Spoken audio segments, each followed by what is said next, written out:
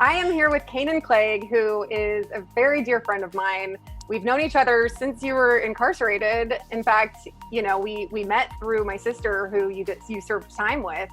And as you continued to get out, you even designed cards for us with After Orange. We were working together, doing a bunch of stuff before we actually physically met. So I feel like it was a long time coming. And then, you're also an executive of After Orange, and you're the secretary and director right now, and WHIP as well, which is Women Helping Indigent People. And you guys actually started that nonprofit while you were incarcerated. Tell me a little bit about that. I know that Deb Smith started that nonprofit, but what is it? What is your mission? She did. So I've been actively involved with WHIP since 2017.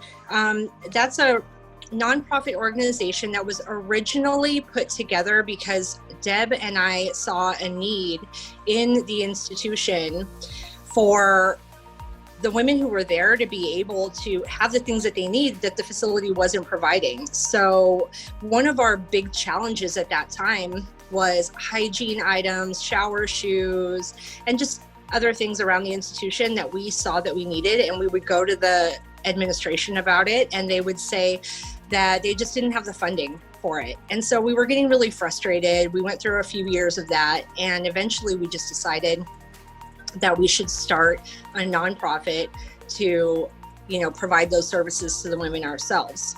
That didn't really go that far while we were there because the institution and the administration felt like they didn't want inmates to have so much control over things that were happening. But we were able to make some changes, make some waves, get some shower shoes donated, because that was a big challenge for women who were in there. Get a garden put in for the mental health unit to kind of make their experience a little bit better.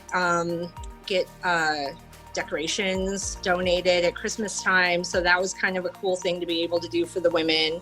And we really wanted to be able to do more, but they kind of stopped us on that because they didn't want us to be in control of money and anything coming in. They don't want inmates to have too much power.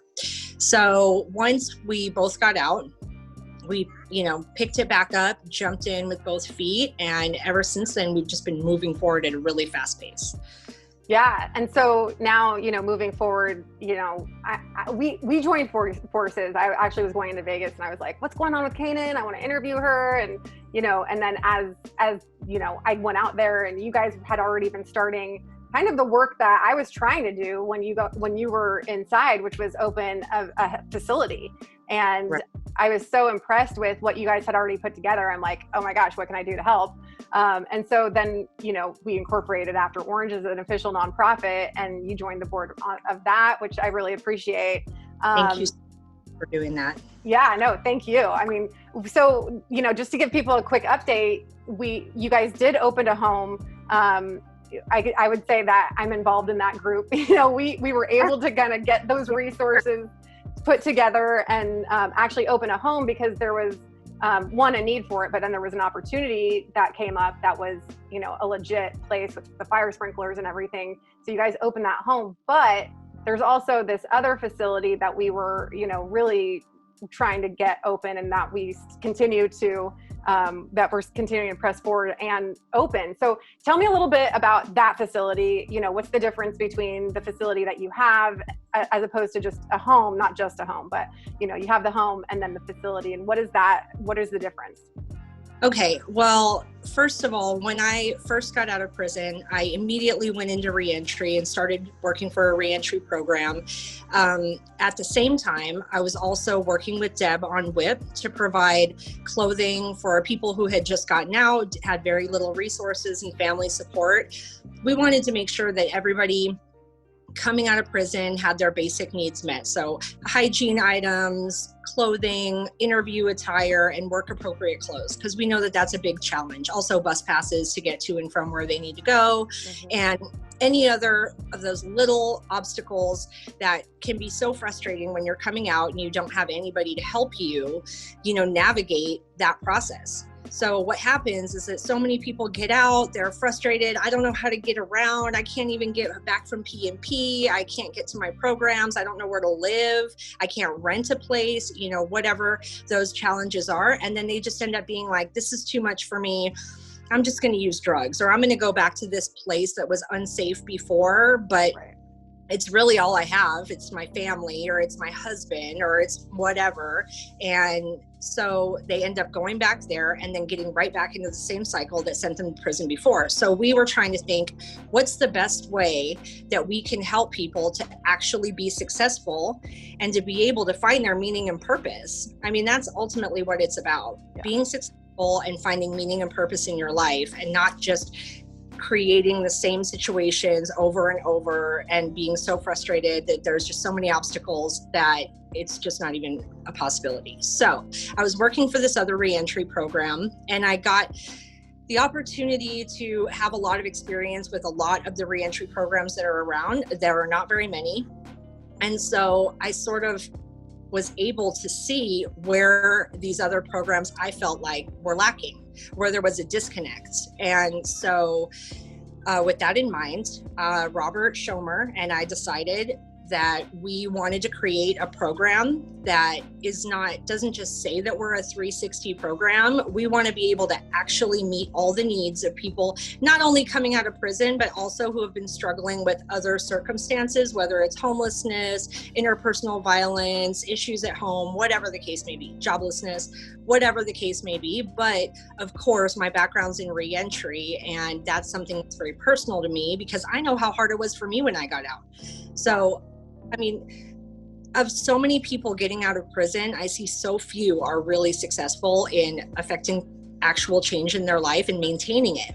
So this was a frustration for me. So we want to be able to, if people come out and they have substance abuse history, and that's something that they struggle with, we want to be able to address that. If they need family reunification services, that's something that WIP also addresses and can help with, whether it's visitation, a ride to go see your family in prison, whatever the case may be. So Romans 8 was developed so that we could really meet all the needs of people coming out and re-entering society from whatever their situation is. So substance abuse prevention and treatment, mental health services, primary care, which is a huge thing. It's not really one that a lot of people think of, but after doing so many years in prison, you really haven't had the best medical care. A lot of people come out and they struggle and suffer from a lot of health issues.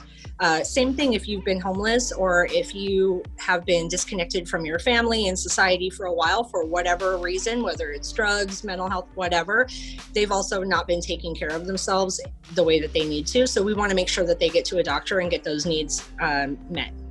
Right. Let's see, beyond that, of course, housing. Housing is a huge one because felons have a really hard time being able to rent houses, apartments, whatever. You can't even rent at the budget without a background check. So that's something that we wanted to address. So the first thing that we're doing right now is we opened up a sober living transitional home. We're P&P approved. So parole and probations, for if anybody's watching and don't know what that means.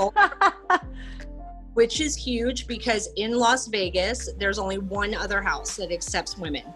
So there's a huge population of women in prison that have nowhere to go. They don't have any family support. They don't have the money, whatever the case may be. There's only a few beds available and 500 people getting out of prison every month. Right. And there's so many up for parole. And, the reason why I even got into this is because I started, documenting these people coming out of the prison that you were in and seeing that. And so it was like, gosh, there needs to be this house, there needs to be another place. And so I tried to open a house, and, it was open for a little under a year, but I really do feel like now joining forces with you guys was such a blessing, at least for us or for me. And, Brittany Dodd has also joined forces, and she's helping with WIP and After Orange. And, we are dedicated right now to seeing that facility come into fruition, which is why After Orange is doing a huge, along with WIP and Romans 8, we are doing a fundraising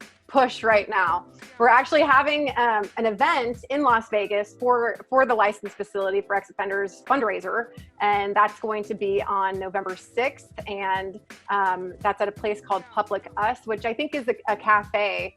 It is.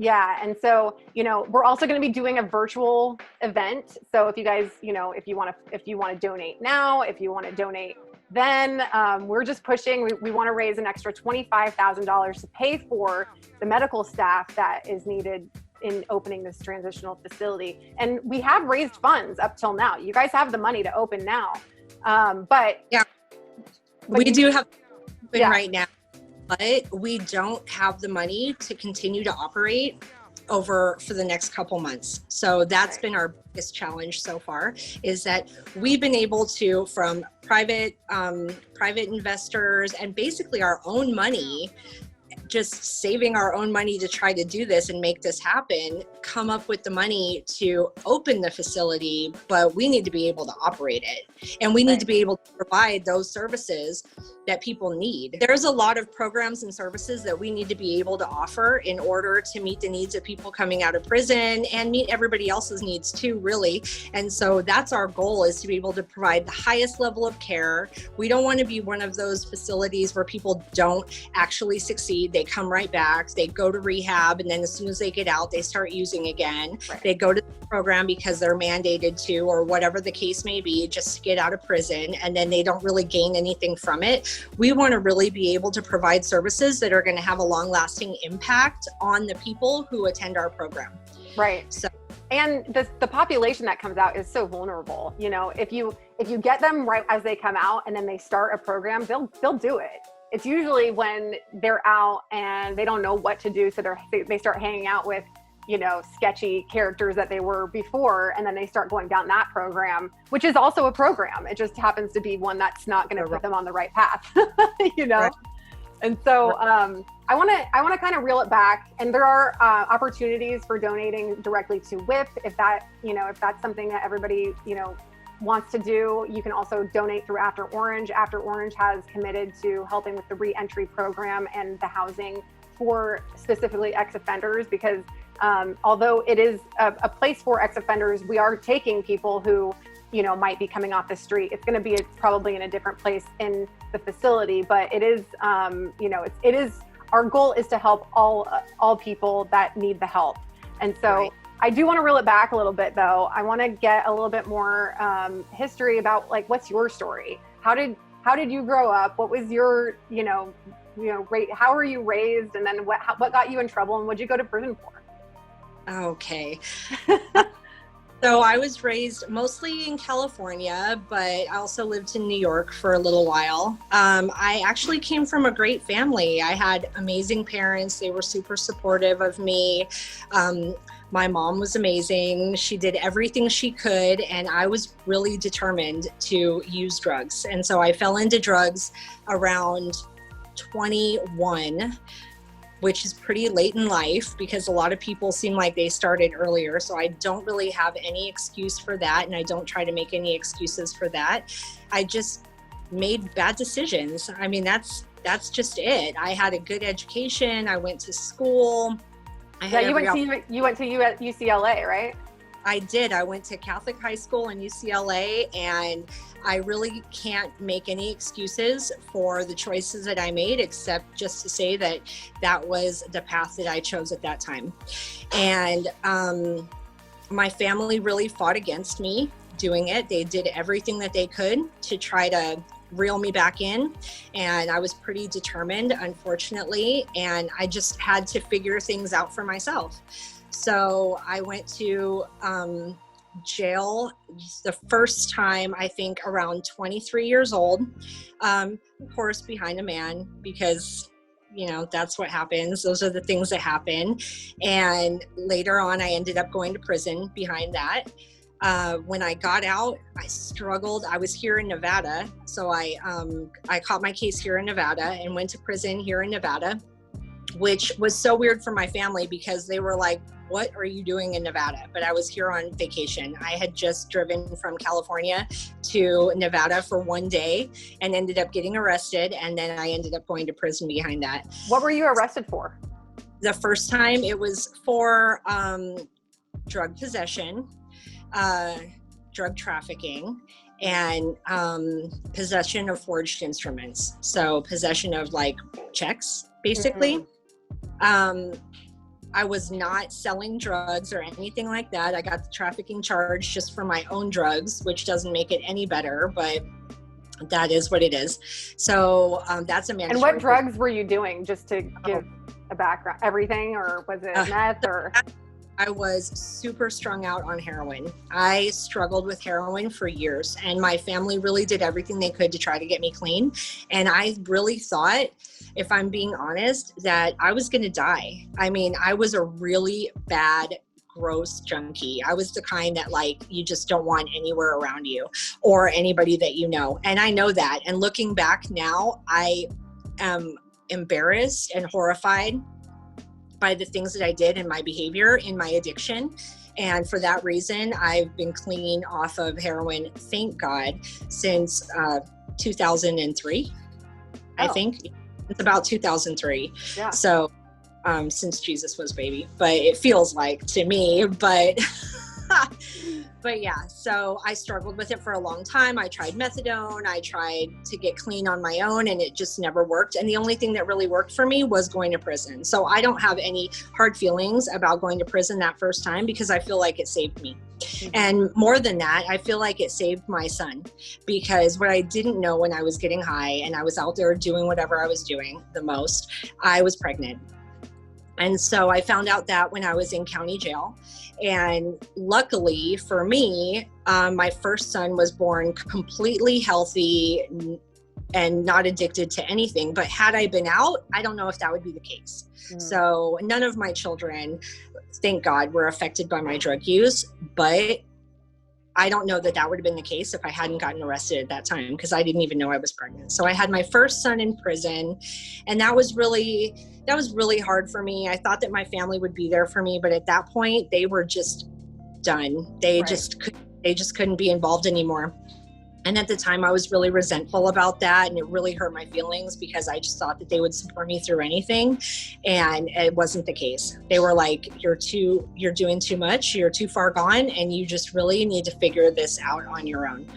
So yeah, some of that tough love, it's like, you know, especially being somebody who had somebody incarcerated, but I know my situation is different based on the crime and everything like that. But you know, I do see it from the perspective of the family, because Jamie was getting in a lot of trouble before that. And we were kind of like, well, you know, what can we do? You know, at that point, you can't have that codependency, and, you know, you're not helping. No, you're enabling. And I think that that's what it was with them, is they just didn't want to enable me anymore. And so my first son went into foster care from prison, and I struggled to get him back when I got out. I was here in Las Vegas, where I had never been except for maybe on vacation once or twice. Didn't know my way around, didn't know the bus routes. I had no money. I had no job opportunities.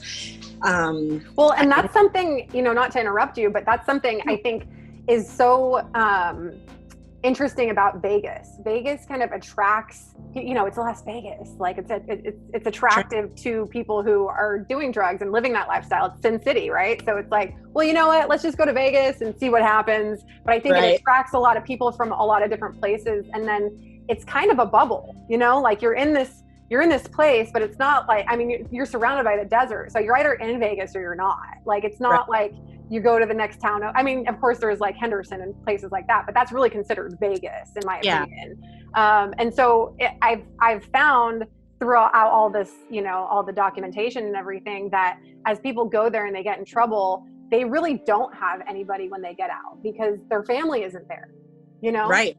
And that's what makes it so unique.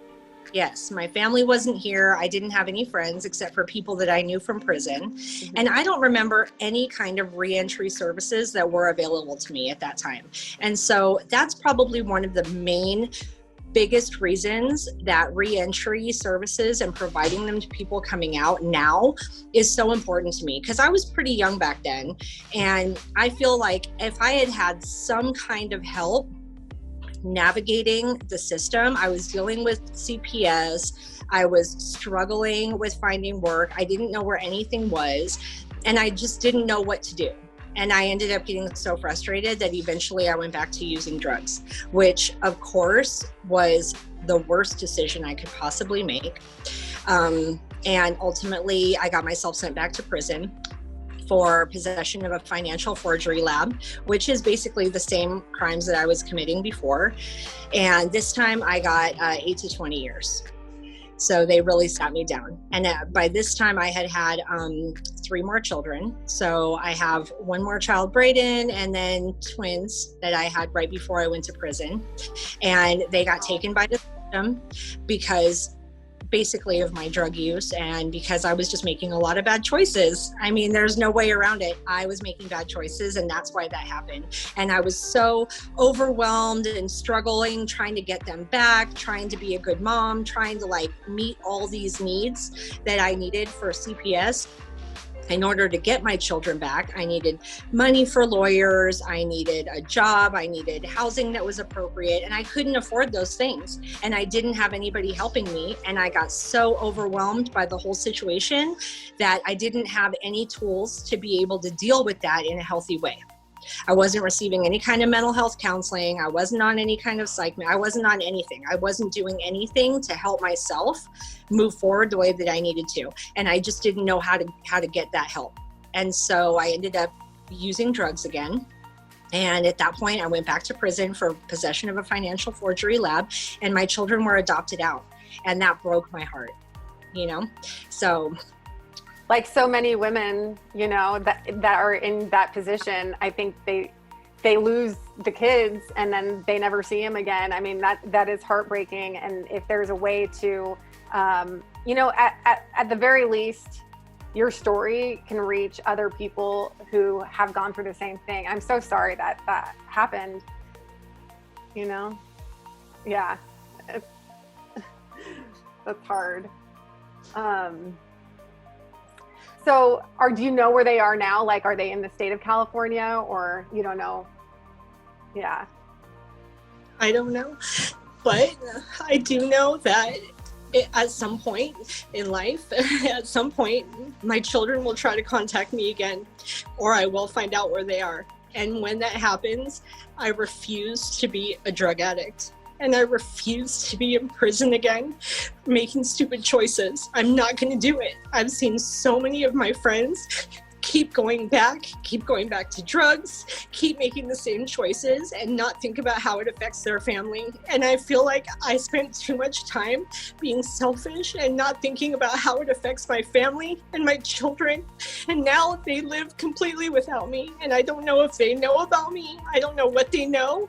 But when that time comes that they reach out to me, I will not be a drug addict. And I will not be an embarrassment. And I'm going to be in a position where I can actually be a good mother and be a good person. When I look back at how I was living my life before, I was not a good person. I was not taking other people into consideration. To say I was not of service is such an understatement. I was literally just being so self-involved, and I just refused to live my life like that now. And so if I can help other people with family reunification so that these things don't happen to them, and help them address their drug issues so that these things don't happen to them, it doesn't have to get so far for women who don't have any kind of support that they lose their children, their families, their jobs. It doesn't matter that I went to college, because I struggled the same way as everybody else. When I got out of prison, I couldn't get a job. Who wants to hire me at that point? I did 12 years in prison. I'm not qualified for anything at that point. I had to build myself back up the same way as if I had never gone to school and I hadn't had a job since I was 20. I'm having the same experiences. It doesn't matter that I had a great family that was so supportive, because they're not around now. They're not interested in being in my life because of the choices that I've made, and I have to deal with that every day. But when I do make those connections with them, and I have reconnected with some people in my family, and they're super proud of me. But when I do make those connections with people who I loved before, my friends, my family, my children, I refuse to be still that same disappointment. I'm just not going to do it. Well, and so for other people who come through our program. I want them to know that you don't have to continue to be that person and live in that lifestyle that you did before. It's so difficult. It's such a hard life to hustle, to never know where your money's going to come from, not know if you can take care of your children, to not know where you're going to live, to not have anybody there who cares about you. That's such a hard way to live your life, and you don't have to do it. You don't have to do it. My life is completely different now. I have stability. I have good people in my life who care about me. And all of that is because I don't do drugs, 100%. And if I'm not doing drugs, I'm not committing crimes.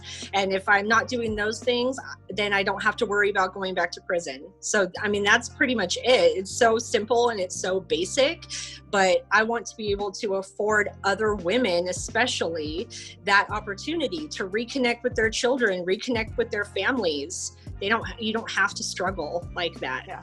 Yeah, and you've been an inspiration to me. I mean, I was pretty, what's the word, like, defeated after trying to open that house and not being able to do it, and then hooking up with you guys and being like, wow, there's so much. You guys are like the missing link that I didn't have the first time. You know what I mean? Like, it's been super inspiring for me, and I believe in you 100%. And in fact, we're, now partners and good friends. And I just think that, the message that you bring is so important, because there are still people struggling right now. Even if you didn't go to prison and you're still struggling with drugs, or you did go to prison and you're still struggling with the reentry process, or you're a family member and you have somebody in prison or had someone in prison, and you can't be the person for them that they need in their life because it's a codependency. I think, your message, if you did have advice for people struggling in that way right now, what would it be? If I had advice for people struggling the way that I was, it would be to seek help, because there is help out there. And sometimes it just feels like you're all alone and you have to do everything by yourself, but you can seek help. And there are places that can provide these things for you. And we're one of them. So I've been so lucky to have partnered up with Robert Schomer. His experience is completely different from mine. And so that, I feel like, really lends a lot to the way that we're developing the company, we're developing the program, we're developing everything that we're doing. And we've partnered as a business, Romans 8, with WHIP, a nonprofit, and After Orange, also a nonprofit. And you've done such amazing things with raising awareness about the criminal justice system and just the struggles that people in general, not just women, but women, go through when they're coming out of prison and trying to get their lives together. But really, that's the case also before you ever get to prison. So I would love to be able to help people to not make the mistakes that I made. Like, I struggled with these things. You don't have to. Let me help you get to where you need to be without going to prison, losing your children, and losing everything. We can be a diversion program so that instead of you going down this path and making all these mistakes, we can help you to regain your footing and get your life back before you've completely ruined it. You don't have to hit rock bottom in order to decide that you need to make a change and that change is possible. So whatever your circumstances are, we can help you with those things, whatever. And if you have hit rock bottom and you're watching this right now, reach out. We've got a lot of resources, afterorange.org, r8lv.com. And you could also donate directly to Romans 8, but I would suggest doing it through WHIP, which is a nonprofit, or After Orange, which is a nonprofit, and all the proceeds are going to these homes and the facility that we're looking to open. It is an inpatient, outpatient facility, and so you are going to get that medical attention that you need, whether that's physical or mental. And I think that, the work that you guys are doing and the amount of organization that you've put behind this and thought behind it, plus where also the money is going to is the staff. Like, there's also going to be a security arm of this facility. Obviously that's going to be a big part of this. As people get out, going through this process and actually having those resources and doing it in a safe way is really important to us. That's true. And you know what? One of the best things that is happening so far with this, not only the facility, but the house and just all of the programs that we're putting together, is that we're already getting the opportunity to help so many people that we really care about. Oh, yeah. So, yeah. Of course, I have spent plenty of time in prison and plenty of time in jails. Brittany also, she has, you know, her past that she spent there, and Jamie, and we just know so many people who have been affected by the justice system, that now we're able to help the people that we know are struggling, and they reach out to us because they know that we've been there and that we understand what their challenges are. Yes, and we also have other women who were currently at After Orange, the home, and that I started documenting a while back. Jen is over there right now. Danny's looking at getting in. Hopefully that's happening. You know, really great. We're super proud of her.